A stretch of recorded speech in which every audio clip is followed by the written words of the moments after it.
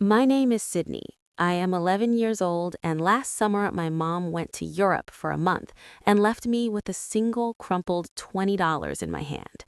"See, you are independent now," she said with a bright smile, hauling her suitcase toward the door. "You are not a baby anymore. Just order food if you need to, okay? Independent." That was her word, not mine. I stared at the bill in my palm. $20. Not a plan, not a babysitter, not even a real goodbye. Just a fake kiss on my forehead, the sound of a suitcase rolling down the driveway, and the front door closing in my face. "I will be fine," I said out loud to an empty hallway, as if saying it could make it true. But my hands were shaking. There was no one else in the house, no one who could cook, no one who even knew I had been left there alone. I tried to pretend this was some kind of challenge I could win. Day one, I told myself, I will prove that I can handle this. I lined up the few cans in the pantry, checked the fridge that was already half empty, and shoved my fear down as far as it would go. If my mom thought I was independent, then maybe she should see what that really looked like. Because as that month ticked forward, the $20 in my hand would disappear, the food would run out, and the silence in our house would turn into something darker than loneliness. And when they finally came back, what my mom saw inside our home made her whisper, "No, no, this cannot be happening." Do you want to know how being left with $20 at 11 turned into the one decision that made my mom regret everything she had done to me? Stay to the end, and you will see exactly how I made sure she would never forget it. The first problem hit me about 10 minutes after the taxi pulled away. My mom had tossed a shiny emergency credit card on the counter like that would fix everything. There was just one catch. It was not activated, and I did not know the PIN. I found that out the hard way, standing in the doorway with my phone in my hand, trying to order food, and watching every app reject the card over and over. So it was just me, a dead card, and $20. Day one, I made it a game. I sliced bread as thin as I could, spread peanut butter so carefully it barely covered the surface, and told myself real survivors made things stretch. I even joked in my head that this would make a good story someday. By day three, it stopped being funny. The pantry looked like a before picture in a commercial about hunger. A couple of cans I did not know how to open without cutting myself, a box of cereal with more air than food, and a jar of pickles I hated. My stomach growled loud enough to embarrass me, even though no one else was there. I tried to distract myself. I turned the TV on and let random shows play, noise filling the room so I did not have to hear the house creak. I opened my mom's laptop and stared at her work emails stacked up like they were more important than anything. At one point, I grabbed my notebook and wrote in big letters at the top of a page, "Evidence." Under it, I scribbled, "Left alone at 11, $20, no food plan, no check-ins." I didn't know exactly what I would do with that, but writing it down made something inside me shift. If they thought I was old enough to be alone, then I was old enough to remember everything, to record everything, to show someone someday how they chose a vacation over me. I picked up my phone and opened a video app. "Day 3, I said quietly to the camera. My face looked smaller than I expected. "I am still alone. The car does not work. I ate the last decent thing in the fridge yesterday." I paused, swallowing. If you're seeing this, it means someone finally asked what happened to me. I saved the clip and locked my phone, my heart hammering. Part of me hoped nobody would ever see it. Another part of me wanted that video to explode in my mom's face when she came home. I thought about my best friend, Emma, and hovered over her name. If I texted her, I would have to admit that my mom had left me, that I was hungry, and that I was not okay. Instead, I sent a message that sounded normal. "How was your trip?" No reply. Maybe she was somewhere by a lake, eating burgers with her family, not even checking her phone. My stomach twisted. By day 5, the hunger felt like a fog around my brain. I started getting dizzy when I stood up too fast. I found a half-empty box of cereal in the back of the cupboard and ate it dry from the bag, trying to make every handful last. I opened my notebook again and added another line. By day 5, still no call for Mom, not even a text. Then another line. If I disappear, this will prove it was not my fault. That was the moment my thinking changed. This was not just about surviving until she came back. This was about what would happen to her when people finally realized what she had done. On day 7, my body felt weak, but my anger was stronger. I shuffled to the front window and peered out at the street. Kids were riding bikes. A dog barked at a delivery truck. A couple walked by holding coffee cups. Normal lives, normal parents. I looked at our empty driveway and whispered, "You chose Europe over me. Do you know what that is going to cost you when someone finds out?" As if the universe was listening, the doorbell rang. I froze, cereal crumbs still on my fingers. No one ever rang our doorbell, not really. Neighbor kids just knocked. Packages got dropped off. The bell rang again, followed by 3 sharp knocks. My heart pounded as I moved toward the door. For a second, I thought about pretending I was not home. If it was someone selling something, they would go away. But another thought cut through my fear. What if this is it? What if this is the moment someone finally sees me? Hands shaking, I reached for the handle. If you were 11, starving, and completely alone, would you open that door, or would you keep pretending everything was fine? I cracked the door open just enough to see who was there. Standing on the porch was a man in a green jacket with my school's emblem stitched on the chest. It took me a second to place him without the classroom behind him. "Hi, Sydney," he said gently. It was Mr. Hughes, the counselor from school. "I have been trying to reach your parents. They did not pick up. Can I come in for a moment?" My first instinct was to lie, to say everything was fine, that my parents were just out, that I did not need anything. But my hand loosened on the door, and I stepped back. "Sure," I murmured. "I guess." He stepped inside and looked around. The silence in the house suddenly felt heavier. The dishes in the sink, the empty counter, the nearly bare fruit bowl, all of it became evidence I had not meant to stage but had accidentally left behind. "Are your parents at work?" he asked, scanning the room, clearly expecting someone to appear. "They're in Europe," I said, surprising myself with how flat my voice sounded. "In Europe?" His eyebrows shot up. "For a month? And who is staying with you?" I swallowed. This was the line, the moment I could choose to protect them or tell the truth. My fingers curled tighter around the edge of my shirt. "Just me," I admitted. "They said I was old enough." Something in his face changed, like a switch flipping. The polite concern turned into something sharper, more serious. He pulled out a chair and sat down at the table, motioning me to sit across from him. "Sydney, how long have you been alone?" "A week, almost," I whispered. "Do you have enough food, money?" I let out a small, bitter laugh I didn't recognize. "They left me a credit card that doesn't work and $20. He stared at me for a long moment. It was not the way teachers stare when you forget your homework. It was heavier, like he was trying to count all the ways this was wrong. "This is not okay," he said finally, his voice low. "You know that, right?" I shrugged, even though my chest ached. "They said they needed a break, that I'm mature, that I should be able to handle it. And how have you been handling it?" I wanted to say fine. I wanted to keep pretending, but the notebook on the table caught my eye. The word evidence stared back at me in my own handwriting. I have been hungry and scared, and I have been writing things down. "Just in case what?" he asked. "Just in case something happens to me," I replied quietly. "So nobody can say they did not know." Silence filled the space between us. For a moment, I hated the silence, but then I realized he was not ignoring it. He was feeling it, really feeling it. He leaned forward.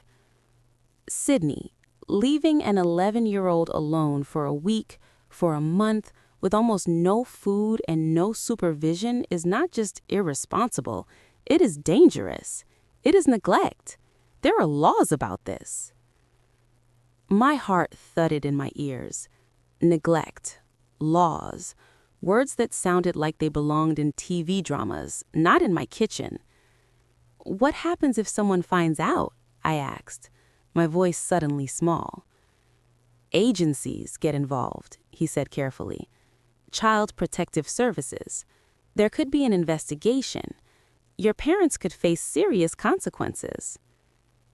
There it was, the thing I had not dared to say out loud, the thing that made my anger twist into something sharper. Consequences, I repeated slowly, for what they did to me. He did not rush to comfort me or tell me I was overreacting. Instead, he nodded. For what they did to you. My mind raced. I imagined my mom's face when she came home to find strangers in our living room, people asking questions she could not dodge with a fake smile and a joke about independence. I pictured her seeing my notebook, my video clips, my empty pantry. "Do you want help, Sydney?" Mr. Hughes asked quietly. "Real help, not just groceries? The kind of help that makes sure this never happens again?" I hesitated. Part of me wanted to say no, to slam the door on all of this and just wait for my parents to come back and pretend this month never happened. Another part of me, the part that had been writing the word evidence, was tired of pretending. "Yes," I said finally. "But if I say yes, what does that mean for them?" It means they will have to answer for their choices. It means adults will finally see what you have been going through. I looked down at my hands, then back at him. "Then help me," I said. "I want them to see exactly what they did. I want them to feel what it's like to lose control." He nodded once, firmly. "First, we make sure you are safe. Then, we make sure the right people hear your story." As he reached for his phone, a strange calm settled over me. The fear was still there, but underneath it was something new, a quiet, steady determination. I wasn't just a kid waiting to be rescued anymore. I was the witness. If you were in my place, would you keep protecting your parents, or would you finally let the truth become the weapon they never saw coming? Mr. Hughes stepped into the hallway to make a call, leaving me at the table with my notebook open. I could hear fragments of his voice, low and controlled, but the words that floated back to me were enough to make my pulse race. Alone, 11, no guardian, no food in the house. I traced the ink on the page with my fingertip. Evidence. Suddenly, it didn't feel like a secret diary anymore. It felt like a case file. A few minutes later, he came back. "I called your neighbor, Mrs. Johnson, and I also spoke with someone from the Child Protection Hotline. They're going to send someone to check on you. But first, we need to get you something to eat." My cheeks burned at the idea of people checking on me like I was some broken machine. But I also felt something else, a small flare of satisfaction. If they were checking on me, that meant they were also checking on my parents. "Is Mrs. Johnson mad?" I asked. He shook his head. "No, she is worried. That's what good neighbors do." A knock sounded at the door, softer than his earlier one. Mrs. Johnson stepped inside, her eyes scanning me from toe to toe, landing on the notebook, the empty cereal box on the counter, the pale look on my face. "Oh, Sydney, why did you not come to me sooner?" "Because I didn't want to look weak," I blurted out. "They always tell me I'm mature, that I can handle things." I thought asking for help meant I was proving them wrong. Her expression softened. Asking for help is not weakness, it is survival, and sometimes it is the only way to make adults face what they do. That last sentence hit me like a bell. Make adults face what they do. We all sat down together, and for the first time, I did not feel like a kid being talked over. They asked me to tell them everything, and I did. I told them about the suitcase rolling out the front door, the $20, the card that did not work, the way my mom laughed when I asked who would be staying with me.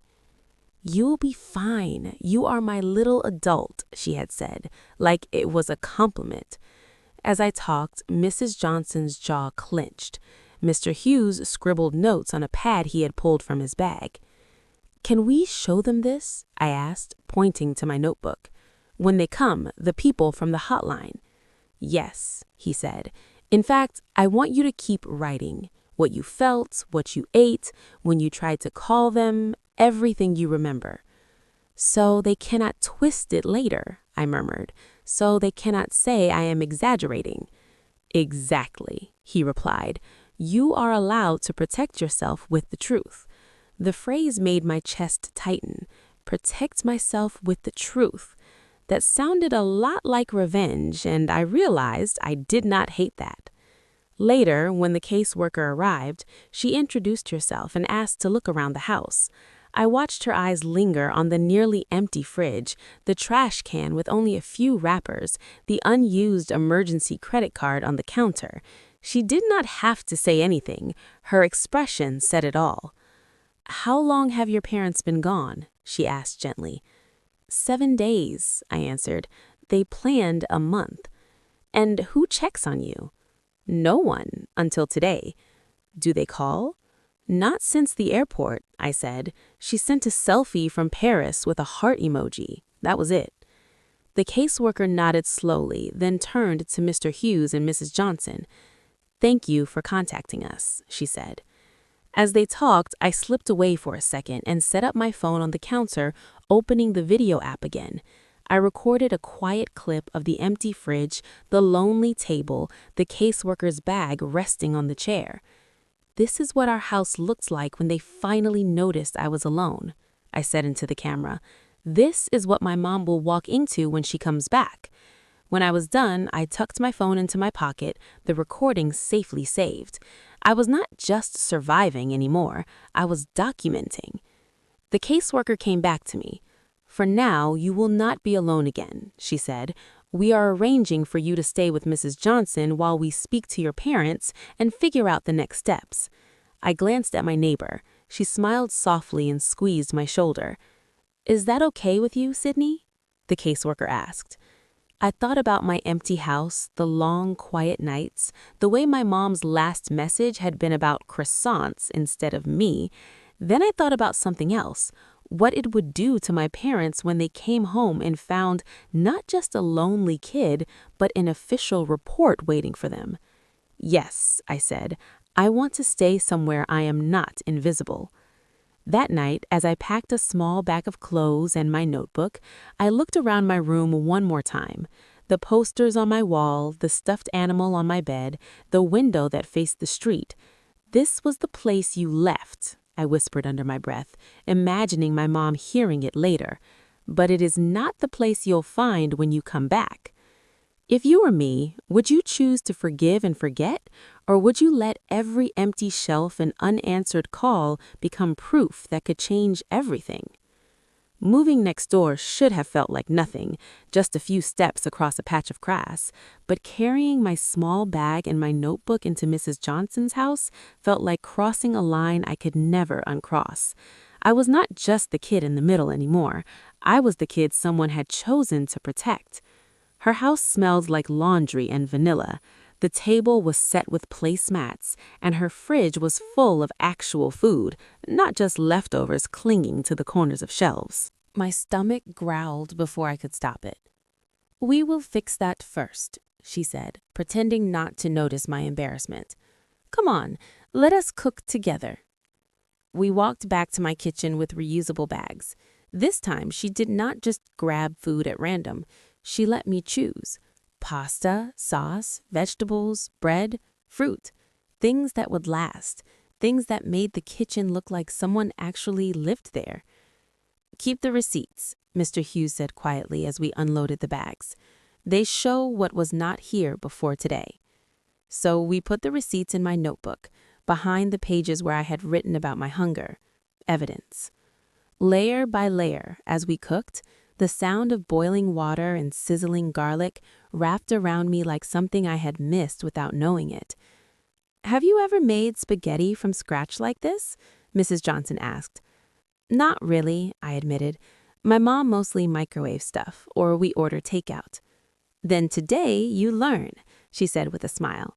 "You learn how to feed yourself properly. Nobody can take that away from you." I stirred the sauce, watching the red swirl around the pan.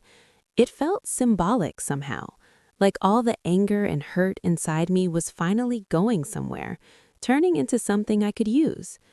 While we waited for the pasta, the caseworker came back with more questions. She asked for my mom's messages, the time of her flight, the last time she called. I showed her the one selfie with the Eiffel Tower in the background, and the caption, "Finally free for a month." "Free from what?" the caseworker asked. I stared at the screen.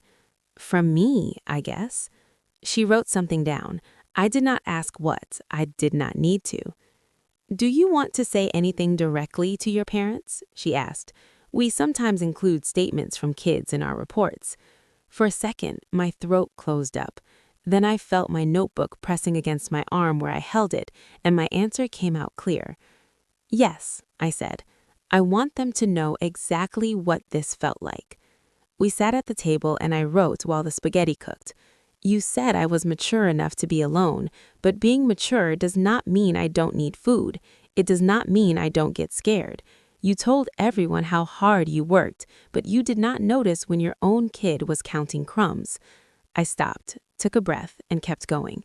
"By the time you read this, other adults will have already seen what you did. They will have seen the empty fridge, the dead card, the notebook where I had to record my own neglect. If there are consequences, they are not because I betrayed you, they are because you left me." When I finished, I slid the paper toward the caseworker. "Can you make sure they see this?" "I can, and I will." Later that evening, I sat at Mrs. Johnson's table, twirling spaghetti around my fork. The first bite almost made me cry.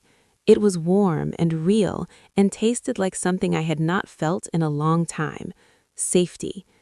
This is what normal is supposed to feel like, I thought. Not sitting alone on the floor, eating dry cereal out of a box. Mr. Hughes stayed for dinner and we talked about school, books, and even silly things like the worst cafeteria lunches we'd ever had. For an hour, I almost forgot my life was technically falling apart in the house next door. But when the plates were cleared and the grown-ups started talking quietly in the living room, I heard pieces of their conversation. Words like temporary placement, investigation, and possible removal of custody. I did not fully understand every legal term, but I understood the feeling underneath them. My parents had treated my absence like a vacation from responsibility. Now there was a real chance they could lose the right to call themselves my guardians at all. Back in the guest room where I would sleep, I set my phone up one more time and hit record. Day 7, but it's different now. I'm not in my house. I'm somewhere safe. People know. They saw the truth. I looked straight at my own reflection. If you're my mom watching this, I want you to remember something. You always said actions have consequences, that if I messed up, I would have to face them.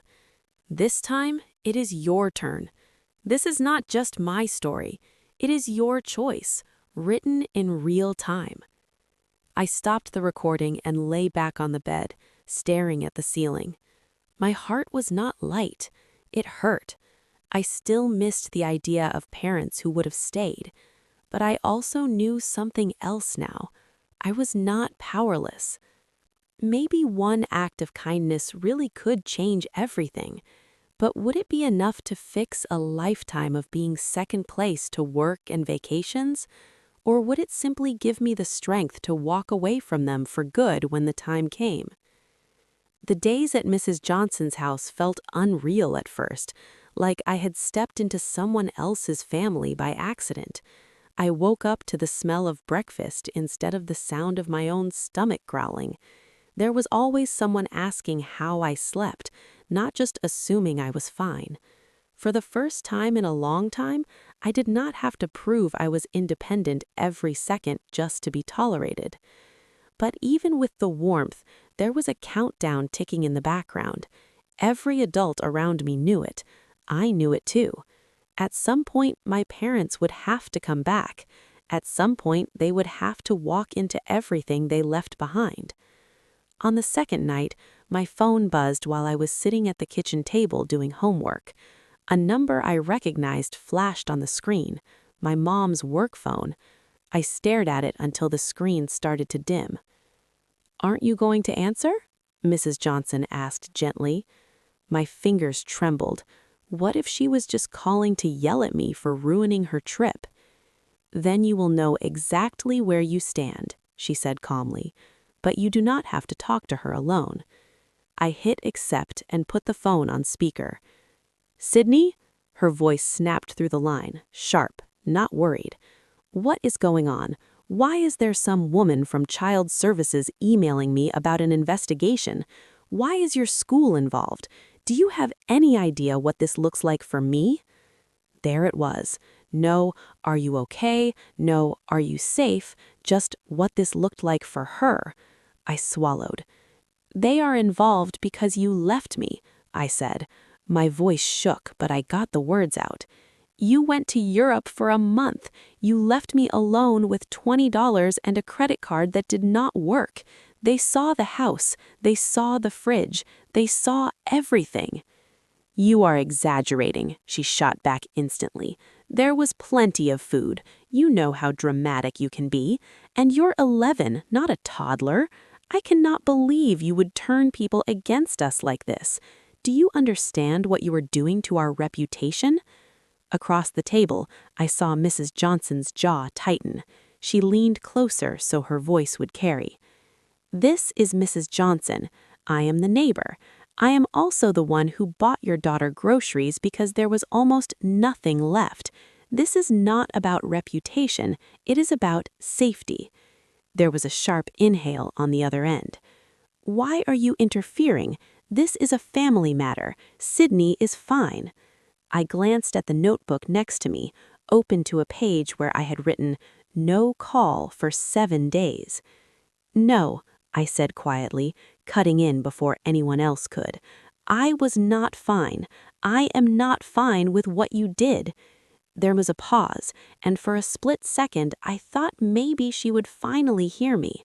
Then she spoke again, each word shoved through clenched teeth. "We will talk about this when we get back, and we are going to have a serious conversation about consequences, young lady." The line went dead. Mrs. Johnson reached over and silenced the phone before it could buzz again. "She is right about one thing. There will be consequences, but not just for you." The next day, the caseworker came to the school and pulled me out of class. We sat in a small office that smelled like dry erase markers and old coffee, while she scrolled through something on her tablet. "Your parents have moved their flight up. They'll be home in 3 days instead of 3 weeks.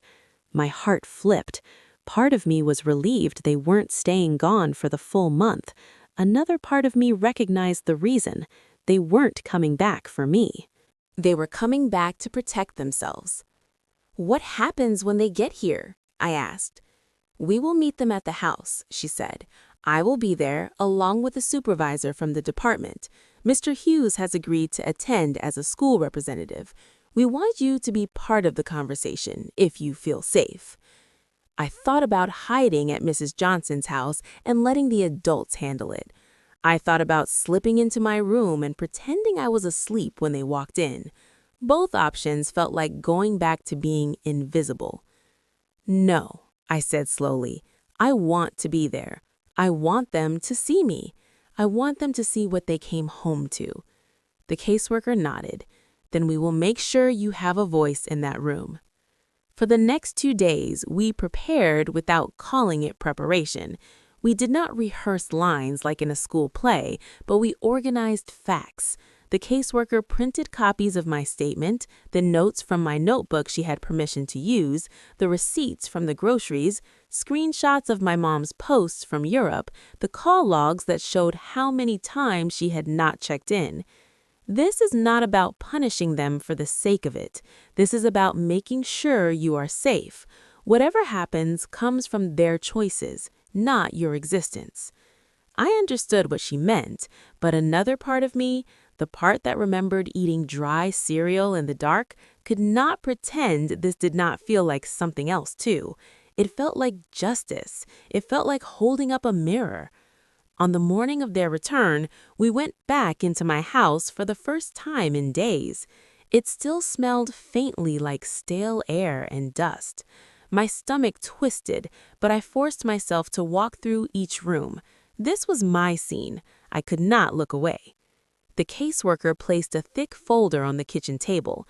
Beside it, we put my notebook, open to the first page that said evidence. My phone sat next to it, turned on and ready.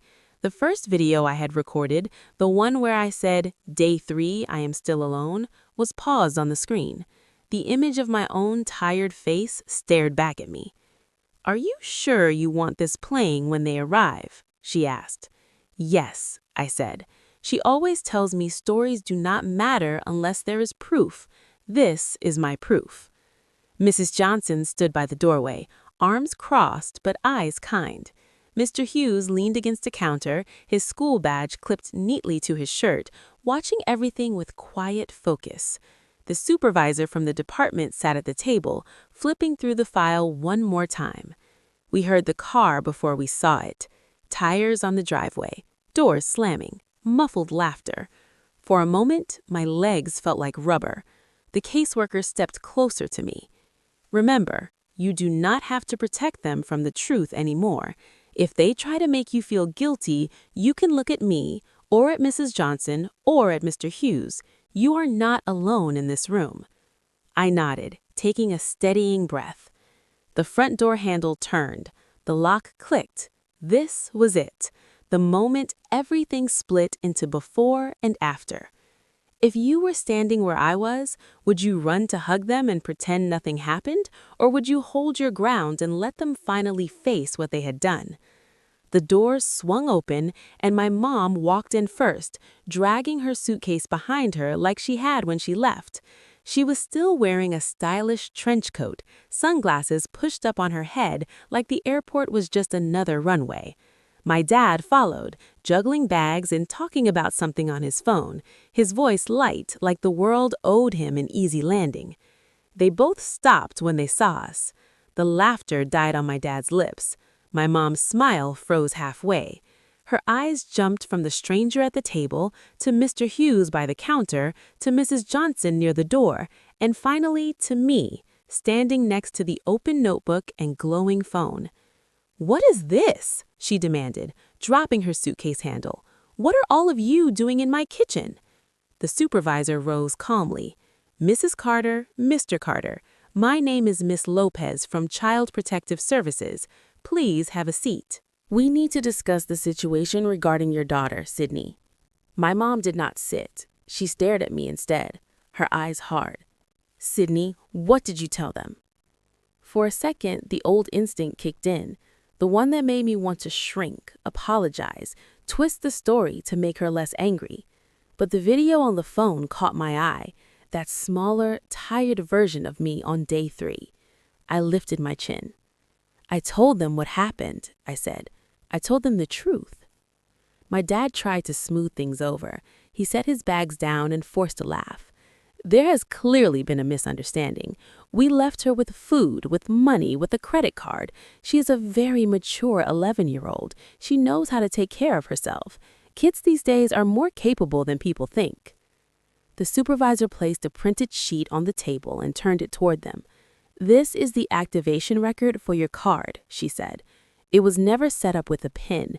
It was declined multiple times when Sydney tried to use it." She tapped another page. "These are photos taken of your refrigerator and pantry 1 week into your trip. The amount of food was not sufficient for an unsupervised minor, and several items had already expired." My mom finally sat, more from shock than cooperation. Expired food does not mean she was starving, she snapped. We were only gone a week so far. We checked in. The supervisor slid another paper forward. These are your call and message logs. One photo from the airport, one selfie from Paris. No direct check-ins, no calls asking if she had eaten, if she was safe, if anyone was staying with her. My dad's face went pale. He glanced at the logs, then at me. We told you to order food, Sydney. We trusted you. You trusted me to survive, I said quietly. You did not trust yourselves to be parents. Mrs. Johnson stepped forward, unable to hold back. She was dizzy from hunger when we found her. She said she did not come to me because she did not want to disappoint you by needing help. Do you have any idea what kind of lesson that is for a child? My mom looked between us, her eyes narrowing. This is getting blown way out of proportion. Maybe she was a little dramatic with her notes. She likes to write. The supervisor nodded once at me, then at my phone. Sydney, are you comfortable showing them what you recorded? My hand shook slightly as I reached for the phone. I tapped play. The room filled with my own small voice from days earlier. Day 3, the past me said on screen. I am still alone. The card does not work. I ate the last decent thing in the fridge yesterday. If you are seeing this, it means someone finally asked what happened to me. The camera panned across our kitchen, catching the nearly empty shelves, the lonely box of cereal, the silent room. My mom slapped a hand over her mouth. My dad stared, his shoulders sinking. No, this cannot be happening. But it was, and this time she could not scroll past it or laugh it off. The supervisor folded her hands.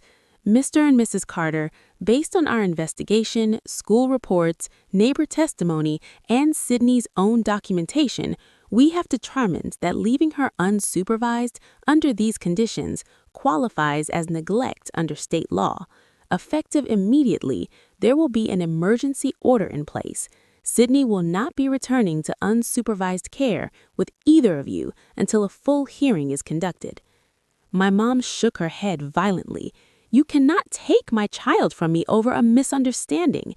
We just needed a break. Do you know how hard we work? Do you know what kind of stress we are under?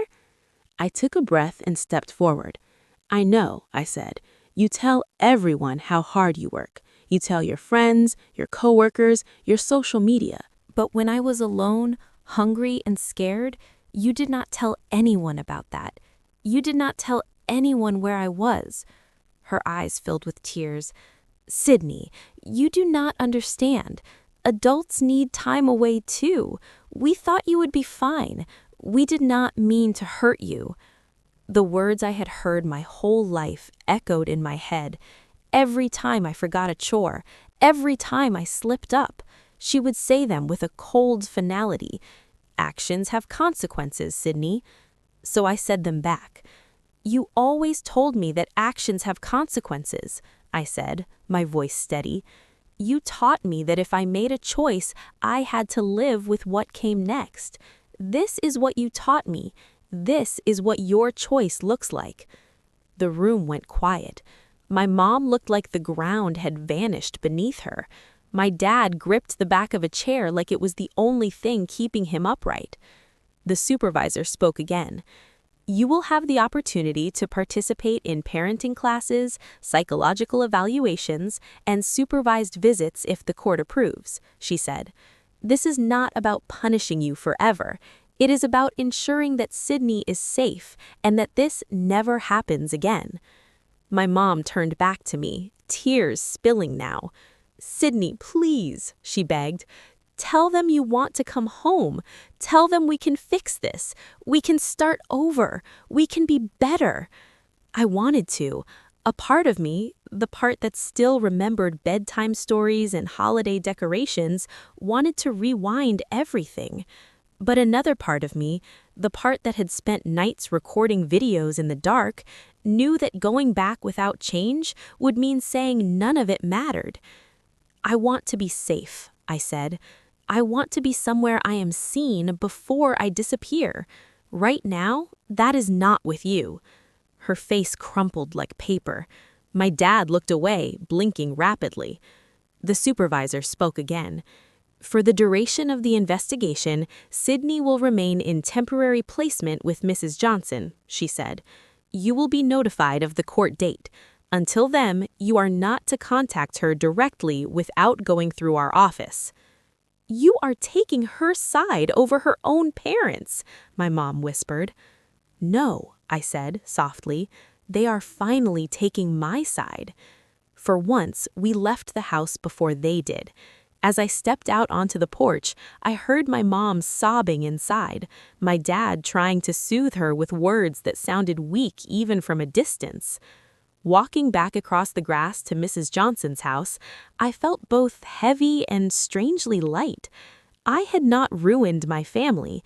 They had done that themselves when they chose a month of freedom over a kid who still counted on them to come home every night. All I had done was refuse to hide it. Weeks later, at the hearing, I sat in a room that smelled like paper and old carpet, while lawyers talked about risk factors and protective environments. My parents looked smaller than I remembered, sitting at their table, listening as people described their choices like evidence in a case. My videos were entered into the record. My notebook pages were scanned. My own voice on the stand did not shake as much as I thought it would. In the end, the judge ordered supervised visits and mandatory counseling for them. Full custody stayed out of their reach for now. They did not go to jail. It was not some dramatic movie moment, but something more real and, in a way, sharper. They lost the automatic right to be in my life without someone watching. They lost the assumption that they were the good guys. That summer, I learned how to cook more than spaghetti. I learned that help was not weakness, and that telling the truth could be the strongest kind of revenge there is. Not yelling or breaking things, but simply refusing to let what happened stay invisible. My mom still sends messages sometimes, long paragraphs about how much she has changed, how sorry she is, how much she wants things to go back to normal. Maybe someday we'll find a version of normal that doesn't erase what happened. Maybe we won't. But I know this. The day she came home from Europe expecting a month of stories and souvenirs, she walked into something she never saw coming. A daughter who had turned every empty shelf, every unanswered call, every hungry night into proof. A room full of adults who finally listened to a truth she could not outtalk.